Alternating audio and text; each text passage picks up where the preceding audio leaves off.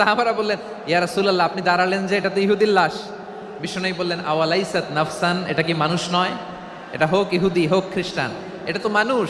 আমি মানুষ দেখে দাঁড়িয়েছি।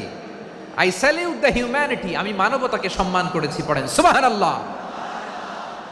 তাহলে এই জমিনে মানুষের মর্যাদা বেশি, হোক আস্তিক হোক নাস্তিক হোক মুমিন কিংবা কাফের। আদমের সন্তান হলে মানুষ হলেই তার মর্যাদা বাড়িয়েছে কে? আমার কলিজার টুকরা যশোরের ভাইয়েরা, মানুষের মর্যাদা আল্লাহ এত বাড়িয়েছেন। মানুষ জীবিত থাকলেও যেমনি মর্যাদাবান, মরে গেলেও মর্যাদাবান। সুবহানাল্লাহ পড়েন। মানুষ মরে গেলে এই ডেড বডিটা কি হয়? পচে যায়, গলে যায়, মাটির সাথে মিশে যায়। তাই বলে আপনি ডেড বডির সাথে যাচ্ছে তাই করতে পারবেন না। পারবেন? কেউ যদি অন্যায় করে তাকে যদি আপনি শাস্তির আওতায় আনেন, যা মনে চায় করতে পারবেন না। তারা আগুন দিয়ে পোড়াতে পারবেন না, নাক কাটতে পারবেন না, কান কাটতে পারবেন না, অঙ্গ বিকৃতি করতে পারবেন না। কারণ মানব জাতির মর্যাদা স্বয়ং দিয়েছে কে?